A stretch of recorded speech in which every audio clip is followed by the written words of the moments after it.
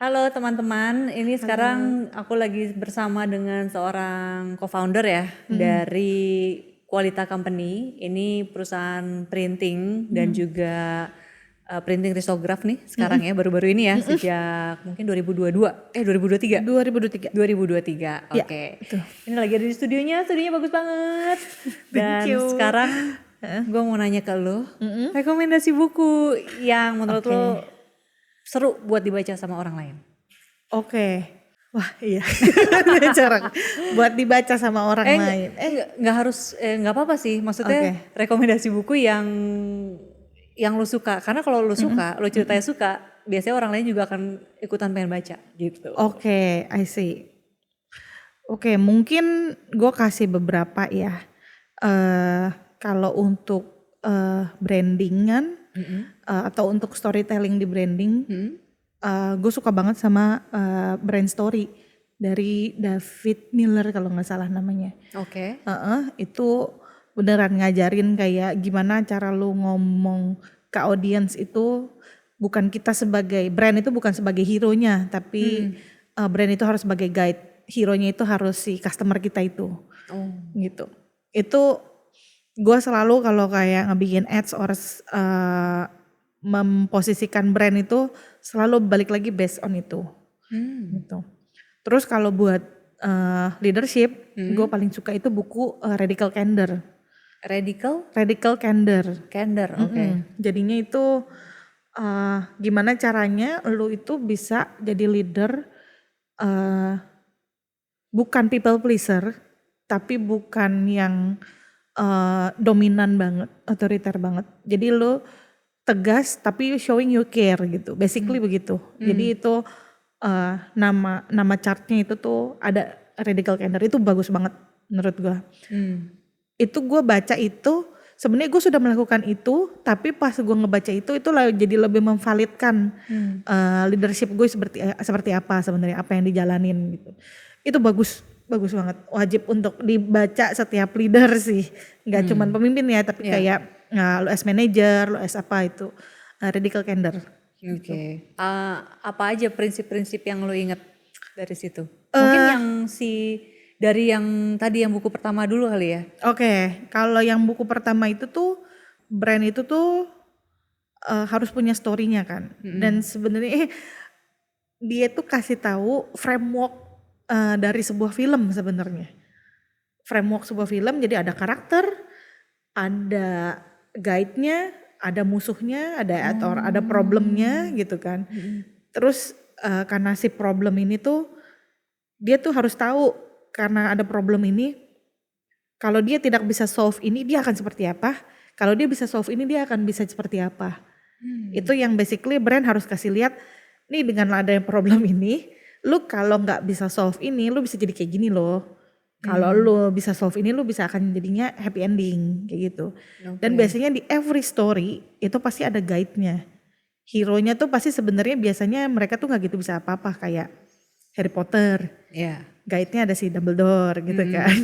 Terus kayak apa namanya, Star Wars, guide-nya tuh si Yoda. Kayak harus ada kayak gitu-gitunya. Nah, kita itu nggak boleh nempetin kita sebagai peran utama, kita itu harus jadi guide-nya.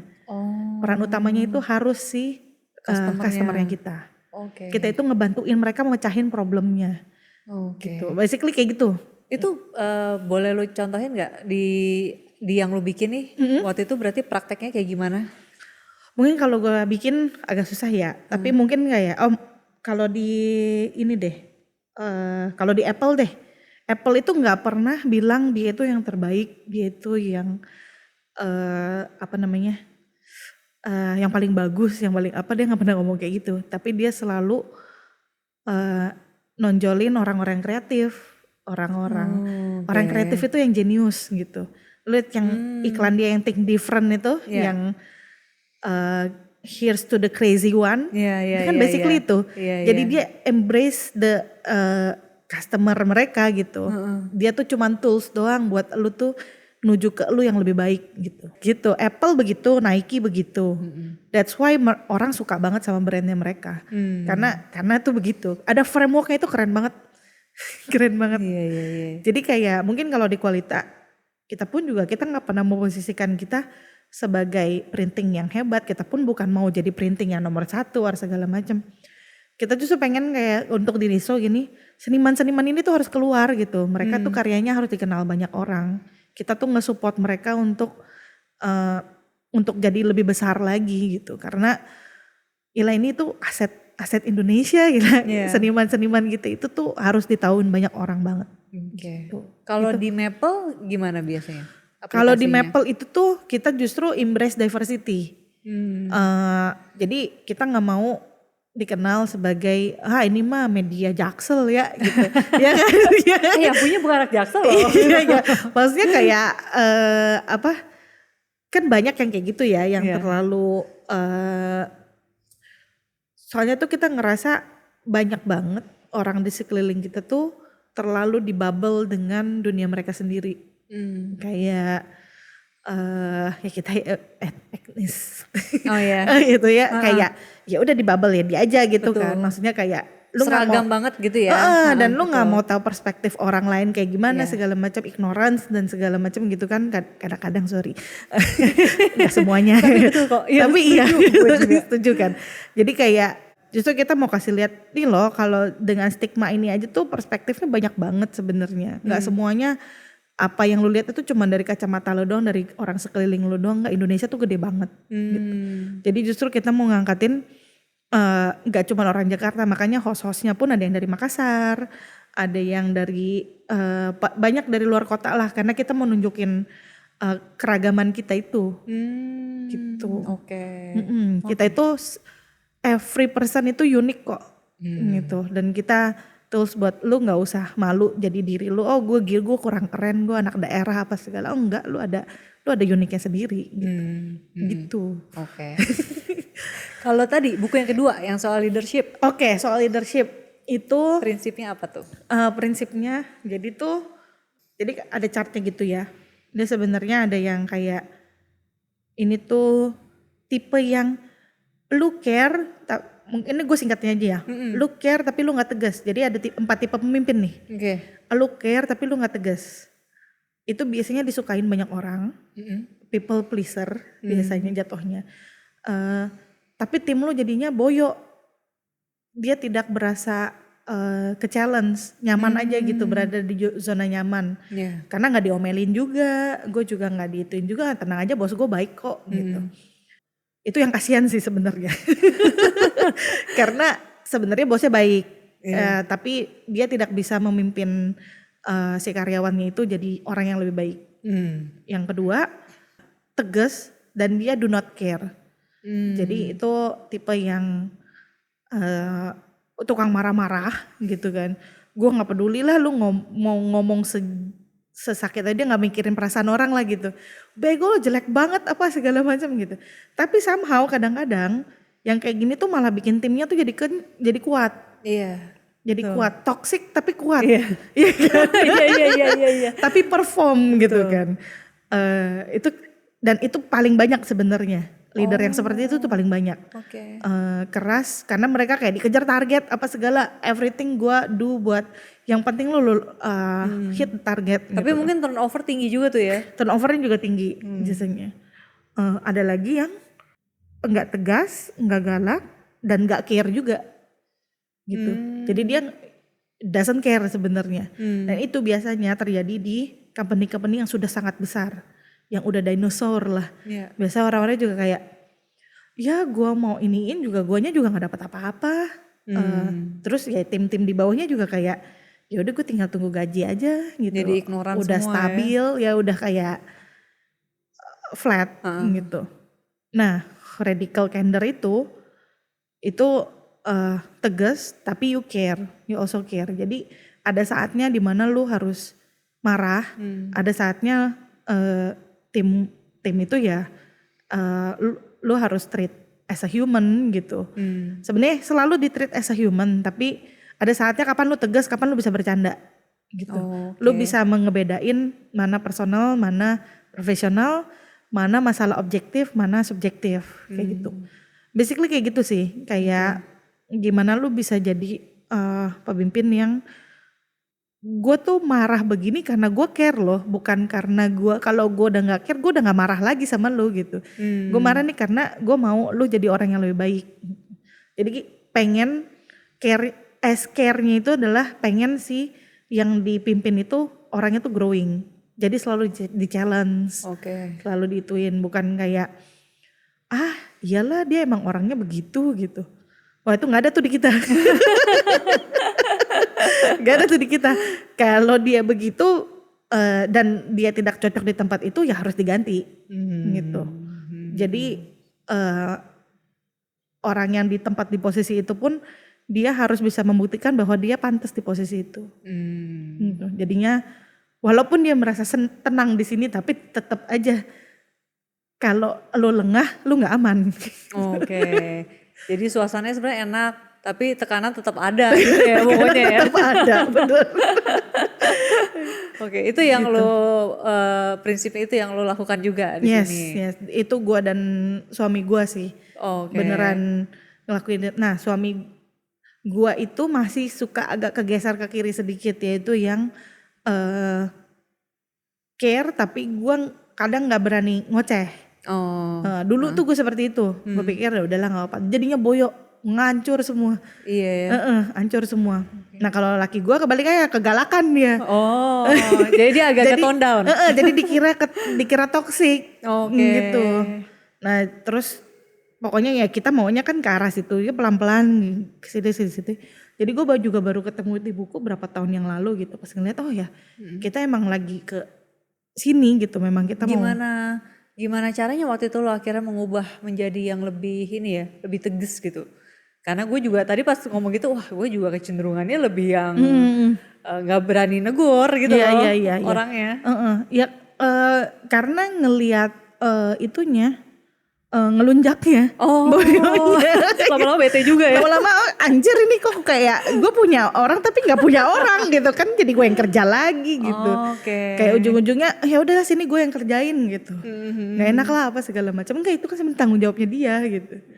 Oke, jadi mau nggak mau ya udah lo emang harus gitu ya. ya. Jadi emang harus. Jadi memang di sini pun culture-nya kita itu bebas tapi bertanggung jawab. Bebas bertanggung jawab. Jadi kita ngasih lu bebas berpendapat, bebas lu nanti mau ngerokok dulu mau apa dulu, tapi lu punya deadline harus ditepatin. Kayak gitu. Jadi kayak lu bolehlah santai, baju apa segala juga santai segala macam, tapi kalau udah ngurusin kerja apalagi deadline gitu kan, nah itu keras. Kita beneran lu nggak boleh lewat kenapa gitu. Lu salah ngupload gitu kan apa segala macem, uploadnya punya klien lagi kan, beneran kita kasihin denda gitu. Dendanya pun gede. Oh iya. Dendanya pun gede, tapi kita berdua sama-sama kenapa takut? Kalau takut berarti lo ada keinginan mau salah dong atau apa gitu kan. Terus tapi mereka kayak oke, gitu, dan gak pernah kejadian lagi. Gue juga maunya lu gak bayar gitu.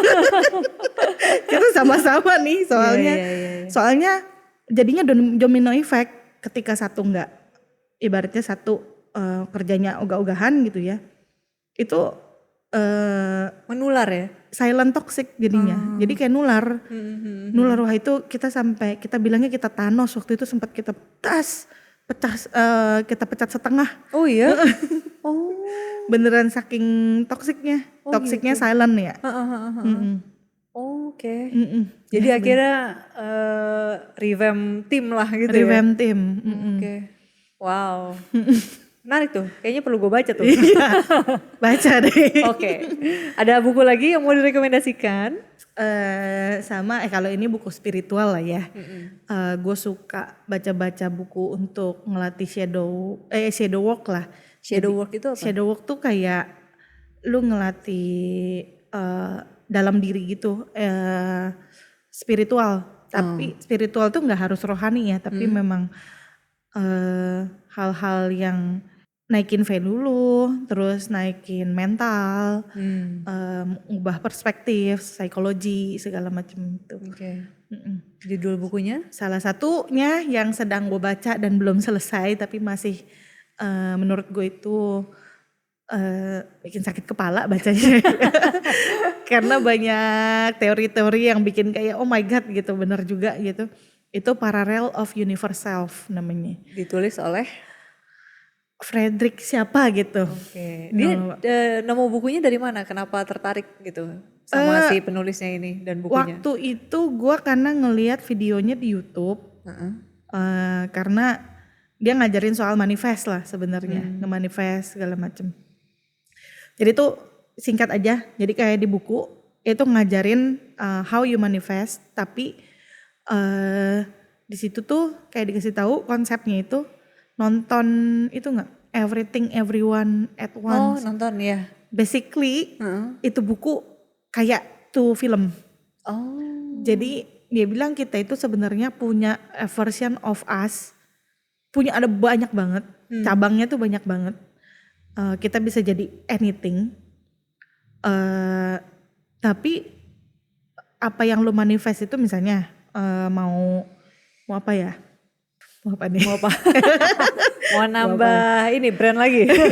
Mau nambah brand lagi gitu misalnya. Jadi 20 gitu misalnya. Wow. Untuk gue jadi ke situ gitu, gue harus bisa tune in my frekuensi itu sama gue yang udah punya 20 itu.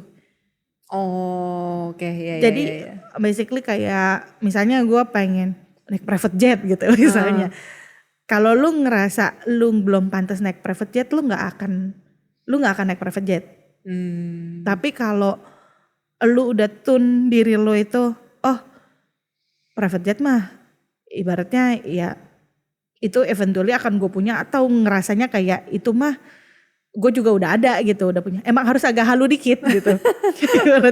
Nah itu otomatis emang frekuensi lu akan ngikut. Jadi lu akan dibuka jalannya ke situ. Oke. Jadi kayak path-nya itu akan dibuka di situ.